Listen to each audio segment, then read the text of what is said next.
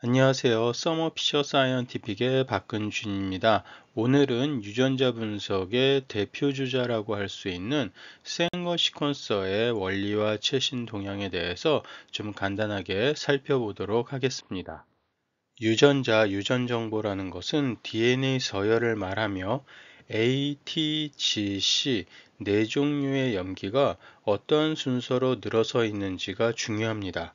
시퀀싱이라고 하는 것은 A, T, G, C 네 종류 염기를 순서대로 읽어가는 것을 말하며 시퀀서라는 것은 그러한 시퀀싱을 자동으로 해주는 장비를 가리킵니다. 시퀀싱을 하는 가장 표준적인 장비가 생어 시퀀서인데 이름이 이렇게 된 이유는 노벨상을 2번이나 수상했었던 프레드릭 생어 박사가 생각해낸 방식으로 하기 때문입니다. 또한 장비 안에는 사진에서 보이는 것처럼 가는 금색 선으로 보이는 캐필러리, 즉 모세관이라는 핵심 부품이 반드시 있고 그게 제일 중요하기 때문에 캐필러리 시퀀서라고도 부릅니다. 생어 시퀀서의 원리를 살펴보자면 먼저 알아야 할 것은 PCR입니다. 아마 다들 잘 아실 텐데요. PCR이라는 것은 DNA 이중 나선을 풀어서 풀어진 두 개의 서열에 대해서 각각 상보적인 A, T, G, C 염기를 결합시키면서 그걸 두 개의 이중 나선으로 만들고 이 반응을 반복하면서 4개, 8개, 16개 가닥으로 점점 늘려나가는 방법입니다. PCR을 하면서 주형인 DNA 서열에 대해서 상보적으로 ATGC 염기를 결합시킬 때는 사실은 그게 DNTP라는 화학 구조를 가진 염기가 오면서 상보적인 DNA 서열이 완성되는데 만일 중간에 DNTP가 아니라 DDNTP 구조의 ATGC 염기가 오게 되면은 더 이상 DNA 서열이 이어지지 못하고 오른쪽 그림처럼 종결됩니다. 즉, DNTP와 DDNTP 염기들을 섞어서 DNA 서열 합성을 진행하면은 만일 거기에 DDNTP가 오게 되면은 거기에서 DNA 서열이 끊어진다는 일종의 복불복 게임이 되는 셈입니다. 생어 시퀀싱은 미리 이 ATGC마다 각각 다른 색의 형광을 붙인 DDNTP를 조금씩 준비해서 PCR을 하는 복불복 게임이 원리라고 할 수 있습니다.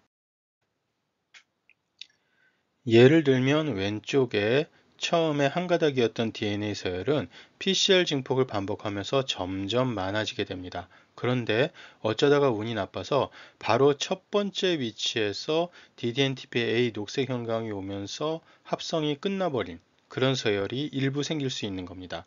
두 번째 위치에서 합성이 끝난 그런 짧은 DNA 가닥도 생길 수 있을 거고요. 그 다음에 세 번째에서 끝난 경우들도 있을 수 있겠죠. 그리고 우리는 모두 각각 마지막에서의 염기가 무엇인지를 형광으로 알 수 있게 되는 겁니다. 그리고 나서 생거 시퀀서에 캐필러리가 있었다고 했는데 이 캐필러리에서는 이 길이가 제각각이 된 DNA 가닥들을 동시에 흘려보내기 시작합니다.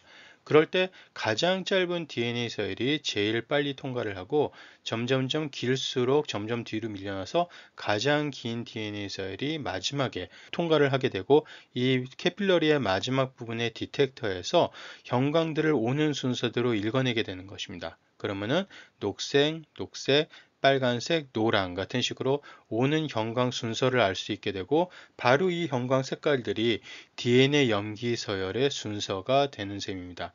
이렇게 해서 우리는 DNA 가닥 전체를 알 수 있게 됩니다. 제가 우연히 찾은 생어 시퀀서 등장을 소개한 것으로 보이는 1986년 동아일보 기사입니다. 과학자들이 인간의 DNA를 끝까지 읽어나가려고 하는데 다행히도 지금 미국 캘리포니아의 어플라이드 바이오 시스템즈라는 회사에서 자동 배열기를 개발, 실용화를 앞두고 있다는 내용입니다. 지금은 배열이 아니라 서열이라는 단어를 쓰며 이 기사에서는 당시 시작되고 있던 휴먼 지놈 프로젝트와 최초의 DNA 시퀀서를 설명하는 것입니다. 그 DNA 시퀀서는 계속 발전하면서 이러한 여러 가지 모양들의 시퀀서들이 나왔었고요. ABI 310, ABI 3700 주로 이렇게 번호가 붙었습니다. 그리고 당연히 모두 똑같은 생거 방식의 원리로 작동하는 생거 시퀀서라고 할 수 있습니다. 그리고 마침내 2003년 인간 한 명에 해당되는 모든 유전 정보를 지놈, 게놈이라고 하죠. 끝까지 읽어낸다는 휴먼 지놈 프로젝트가 13년이 지나서 완료되었고, 이 프로젝트의 상징적인 사진들을 보시면은 이렇게 어마어마한 수의 생거 시퀀서들이 나오곤 합니다. 생어 시퀀서의 역사를 휴먼 지놈 프로젝트 과정과 함께 그림으로 정리해 보면 이렇습니다.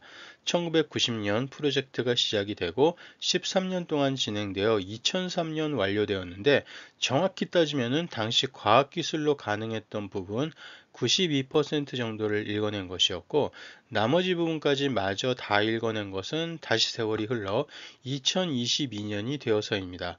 기본적으로 휴먼 지놈 프로젝트는 모두 이렇게 생어 시퀀서가 한 것이라고 보면 되고, 아마도 가장 최근에 2022년 완료해서만 NGS 차세대 시퀀서 기술 등도 적용되었을 겁니다.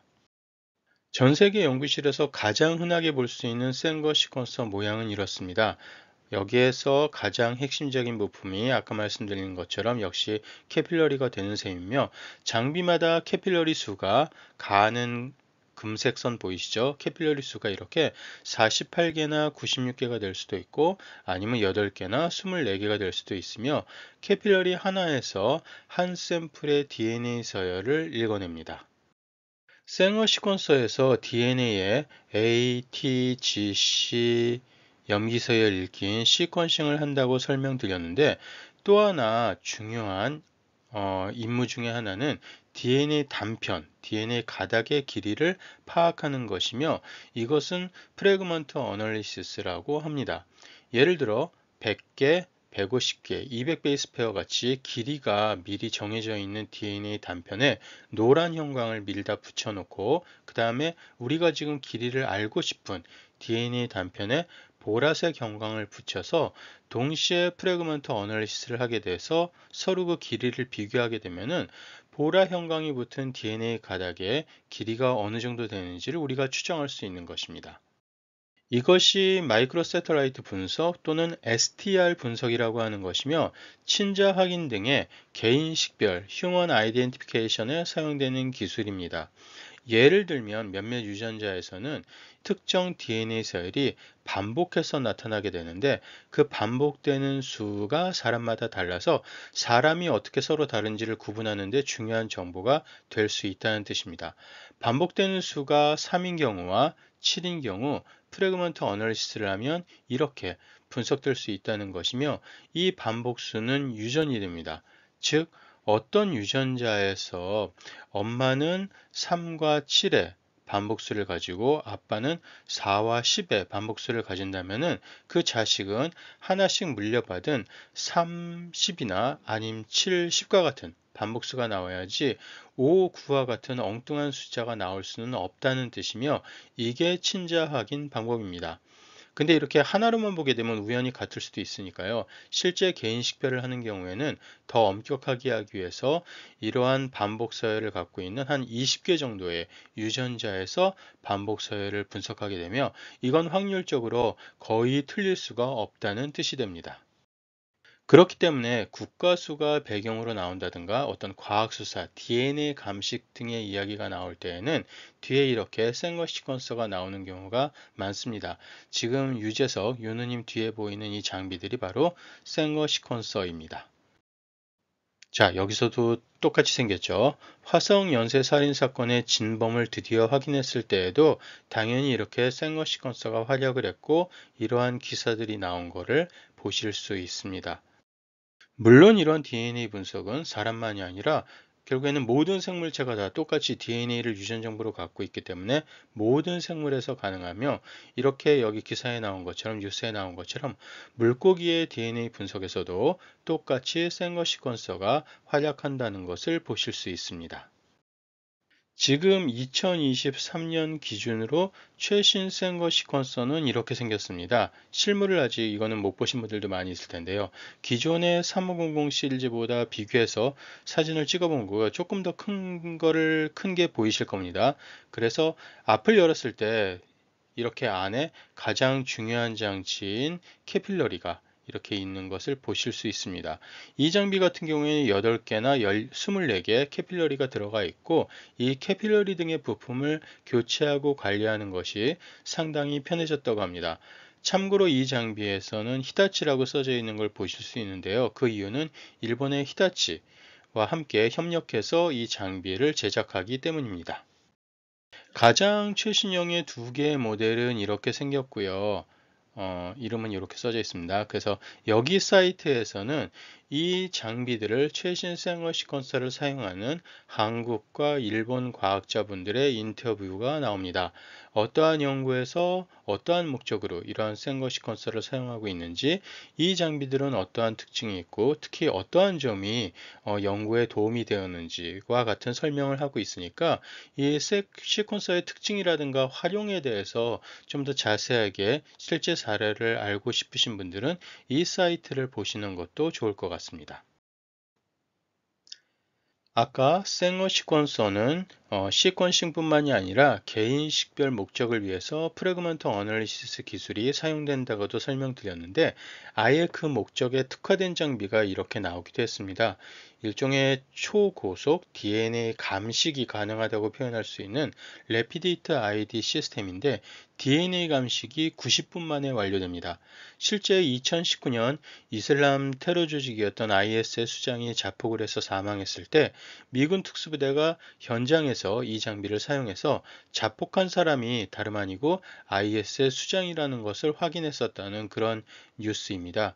원래는 샘플을 확보해서 뭔가 군사령부 등의 어떤 연구소가 있는 곳에 보내서 거기에서 오랜 시간이 걸려서 분석되어야 비로소 이 사람이 우리가 찾던 그 사람이었구나 뭐 그런 걸 알 수 있었을 텐데 이제는 현장에서도 바로 사용할 수 있는 이런 조그만 장비로 이렇게 바로 신속하게 할 수 있었다는 뜻입니다. 당시 트럼프 대통령은 15분 만에 확인했다고 이제 막 이렇게 발표도 했나 본데 큰 소리를 쳤다고 기사에 나오는데 그거는 아니고요. 네, 실제로는 90분 정도가 걸리게 됩니다. DNA 개인 식별 기술은 이제 친자간별이라든가 이런 아까 같은 그런 어떤 현장에서 확인하는 것도 있고 또 사실은 이런 재해 현장에서도 이렇게 사용될 수가 있습니다. 안타까운 사례인데 예를 들면 2021년 마이애미 아파트 붕괴 참사 사고가 있었었죠.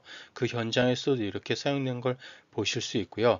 아파트가 밤에 갑자기 무너져 내리면서 그래서 피해자들이 소지품을 몸에 지니지 않은 채 잠들다가 사망한 이유도 있고 해서 신원 확인이 어려웠는데 유족들의 DNA 분석 결과와 이렇게 비교하면서 희생자들의 신원 파악을 할 수 있었다는 그래서 이렇게 신속 DNA 분석이 사용되었다고 뉴스에 나왔던 겁니다. 레피디트 ID 시스템을 사용한 신속 DNA 분석 관련 뉴스는 계속 이렇게 나오고 있습니다. 미국에서는 각 주의 일선 경찰서에도 이렇게 레피디트 ID 시스템이 도입되면서 자체적으로 DNA 분석을 수행했다. 뭐 그런 뉴스도 많이 있고요. 한국에서도 이렇게 신속 DNA 분석이라고 한국어로 정해진 것 같습니다. 그래서 신속 DNA 분석이 가능해지면서 예를 들면 현장의 DNA와 용의자들의 DNA 분석을 재빠르게 해서 비교해서 초기 수사에 활용할 수 있게 되었다라는 식의 설명이 나오고 있습니다. 이제는 범죄 현장에 도착한 경찰들이 제일 먼저 탐문 수사와 CCTV 확인만이 아니라 이렇게 DNA 분석도 시작하는 식으로 바뀌게 될 테고요. 곧 영화나 드라마 등에서도 그런 이야기가 나오게 되지 않을까 싶습니다. 네, 오늘은 유전자 분석의 대표 선수라고 할 수 있는 골드 스탠다드라고 할 수 있는 생어 시퀀서의 원리와 몇 가지 최신 동향을 살펴보았습니다. 다음에는 또 다른 DNA 분석 기술들에 대해서 좀 살펴보도록 하겠습니다. 고맙습니다.